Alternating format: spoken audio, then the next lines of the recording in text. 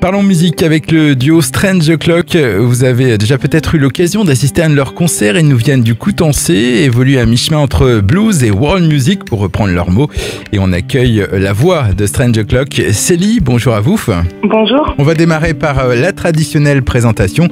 Strange Clock, donc un duo qui a vu le jour il y a environ 10 ans. Un peu moins que ça, on s'est rencontrés nous il y a à peu près 10 ans et le duo a 6 ans à peu près. Donc 6 ans pour Strange Clock. Parlons un peu de votre musique. Donc c'est un mélange de cultures, c'est bien ça, entre le blues nord-américain et des influences venues d'Afrique. Oui, voilà, c'est un peu ça. On a tendance à dire que Toff, qui est très blues, m'a donné de son blues et moi je suis très musique africaine, j'ai beaucoup été en Afrique et je lui ai donné de ma musique africaine. C'est comme ça en fait nos racines se sont entremêlées et ça a donné ce duo d'African Blues. Et ça n'a pas été trop difficile de mélanger donc ce mix de deux cultures? Eh ben bizarrement non, ça a été hyper naturel en fait. On n'a pas cherché à faire à la manière d'eux, c'est vraiment ce qui était en chacun de nous qui est ressorti et du coup ça se fait vraiment naturellement. Donc 6 ans d'existence, comme vous nous l'avez dit. Au niveau discographie, vous avez sorti un premier EP en 2017, puis un premier album, Soul Fighting, en 2019, ce qui nous amène à 2022 et à ce deuxième album qui va voir le jour. C'est ça.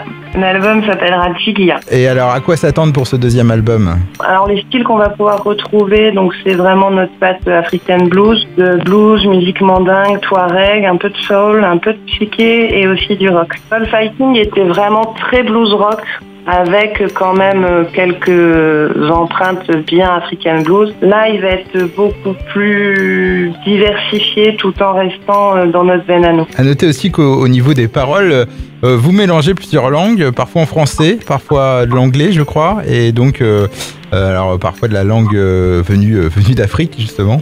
Voilà, alors c'est le dioula. Le dioula qui est une des langues les plus parlées en Afrique de l'Ouest, qui vient de la langue mandingue, de la langue bambana. Donc ce dioula-là vient du Burkina Faso. Mais voilà, il est parlé dans toute l'Afrique de l'Ouest. Alors, votre deuxième album, où il en est, donc je crois que l'enregistrement il est fait. Donc tous les enregistrements sont faits.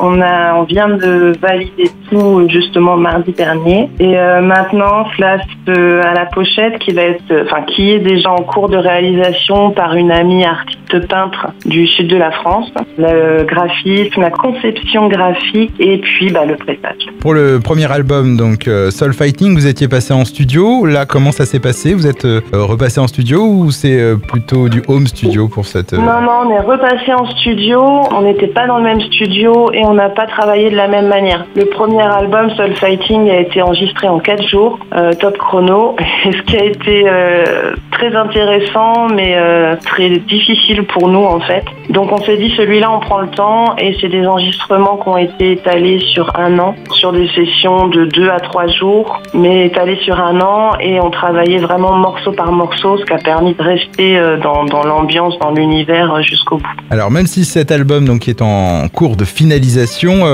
pour pouvoir le sortir, vous avez lancé une cagnotte en ligne sur le site Hello Asso. Vous pouvez nous en dire quelques mots? Exactement. Alors il y a une cagnotte parce que être en autofinancement, en autoproduction, c'est très très difficile. C'est un gros challenge pour ces artistes indépendants de sortir un album. Donc on a lancé cette cagnotte pour permettre à notre fanbase et aussi aux gens qui nous connaissent peut-être un peu ou un peu moins encore, de nous aider à aller jusqu'au bout de ce projet. Et comme souvent pour les cagnottes en ligne, vous proposez différentes contreparties aux différents donateurs. Exactement, donc ça va d'avoir l'album en prévente avant sa sortie officielle jusqu'au concert privé. Au niveau des concerts, justement, pour les prochains mois, est-ce qu'on aura le plaisir de vous voir dans le Cotentin? Alors je sais que c'est pas facile en cette période, mais est-ce que vous avez des dates de prévues? La période est difficile, les programmateurs sont assez frileux, on va beaucoup être en fait en Haute-Normandie et en Bretagne. Ouais. Pour l'instant, il y a des dates qui sont en pourparlers dans le Cotentin, mais qui ne sont pas encore validées, donc je ne vais pas pouvoir les citer. Si ce n'est le bar à la Moussette. à Hauteville le 13 mai. Pour retrouver vos dates de concert, vous avez le site internet strange-o-clock.com. C'est mis à jour très régulièrement. Voilà. Est-ce qu'il y a autre chose à ajouter?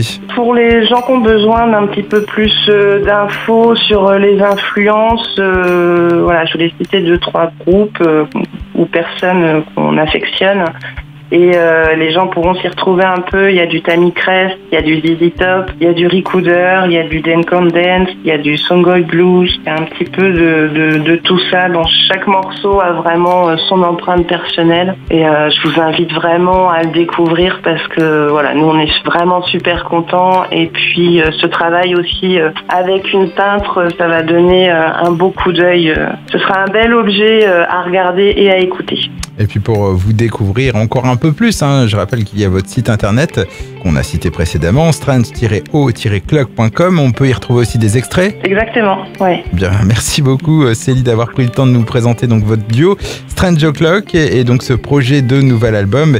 Et puis nous sur Ag FM, on va écouter le tout premier extrait de ce deuxième album de Strange O'Clock qui a été dévoilé il y a quelques temps sur votre page Facebook. Vous pouvez nous le présenter? Alors ce morceau s'appelle Ambé, il est chanté entre français et dioula et il est très d'actualité aussi, il dépasse l'espace-temps parce que nous on a une profonde conviction d'être humain sans frontières, on va dire ça comme ça. C'est un appel à se retrouver, à cette humanité qui a besoin d'être ensemble, de vivre ensemble malgré nos différences, qui peuvent même ces différences être un sacré atout. C'est un morceau unifiant, si on peut dire ça comme ça.